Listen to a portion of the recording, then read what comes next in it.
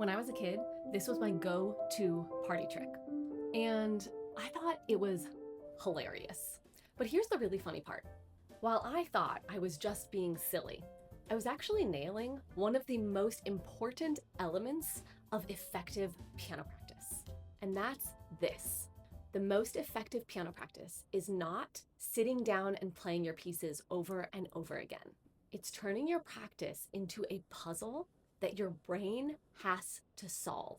And today I'm going to show you one of the weirdest practice tricks out there and show you why it works way better than playing your pieces over and over again. And trust me, once you try this, you're never going to look at your piano practice the same. Hey piano people, I'm Ashlee. I've logged over 20,000 hours of piano practice. I've taught thousands of adult piano players from all over the world, and I even spent over $100,000 on piano performance degrees. Here on this channel, I teach you how to practice smarter, not harder. Let's dive in. So what is the method that we're talking about today that will help you practice way more effectively? I'm gonna let you listen and see if you can guess.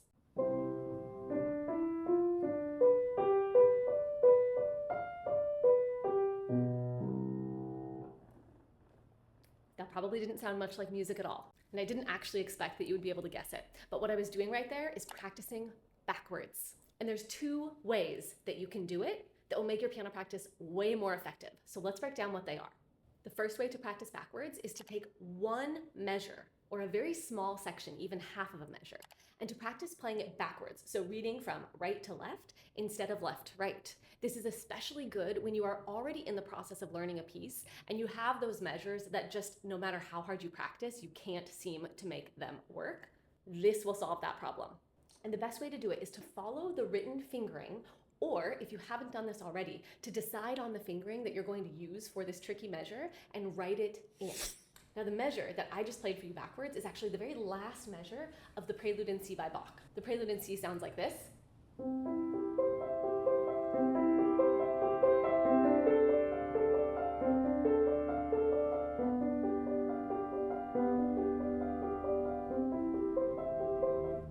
And the last measure is famously challenging because it breaks the pattern, it does something different. And so in order to utilize this method effectively, what you're going to do is write in the fingering and then do it hands alone. So do the right hand backwards a couple of times. So I'm going to take this last measure, technically the last two measures, because the very, very last measure is a chord. So the second to last and the last measure, and we're just going to play the right hand all by itself. I don't say this very often, but you can ignore the rhythm for just a moment and make sure you're following the correct finger numbers and playing the correct notes.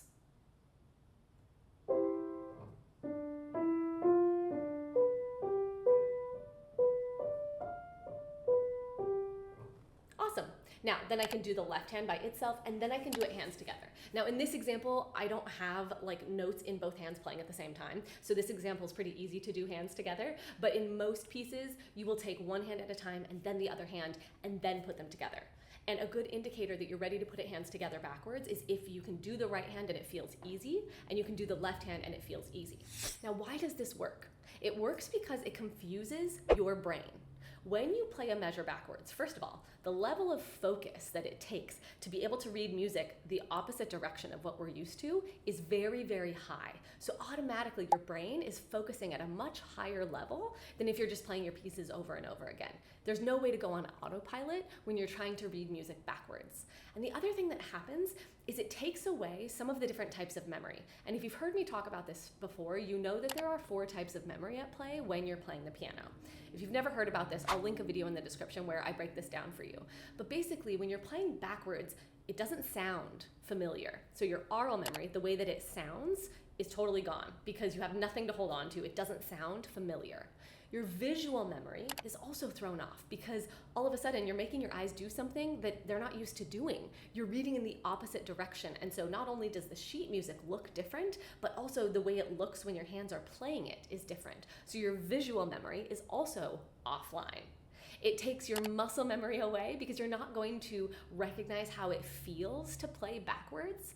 And so you might be thinking, like, why is it good that we're taking away all of those types of memory if it takes 4 types of memory to be able to play the piano?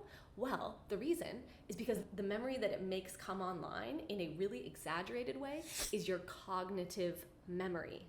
And when you're practicing the piano, the more often that you can be utilizing your cognitive memory, which is basically the combination of your visual, your oral, and your muscle memory, but also like a true deep understanding of exactly what the notes are, the better. So when you turn your piano practice into a puzzle by playing backwards, or by doing something crazy like what I did at the beginning of this video where you're playing upside down, you are forcing your cognitive memory to come online in a very effective way. All right, so the second way that you can practice backwards that will make your piano practice really effective works when you're starting a brand new piece. So you're not familiar with it, you're just diving in. And this way of practicing backwards has to do a little bit more with the way that you structure your practice. It's very simple, but most people miss it. And it's to not always start at the beginning of a piece. So when you go to sit down to practice, instead of starting in measure 1 of page 1, find the most challenging part of the piece, or just skip to the very last section of the piece and start your practice every day with that section. So with Prelude in C, if I would normally start at measure 1, that sounds like this. That's the easiest measure of the entire piece. It's just a broken C chord 2 times. And as we go throughout this piece, you're going to notice there's accidentals, there's parts where things get way more challenging. And so forcing myself to start with one of the more challenging spots every day when I sit down to practice does a couple of things. First of all, it ensures that my brain and my highest level of focus and attention is given to the most challenging part of the piece. And this means that it's going to counteract that very familiar feeling that I know you've had before when you feel like the first page or the first line of your piece is so good and so easy, but the ending never quite gets as comfortable as the first line.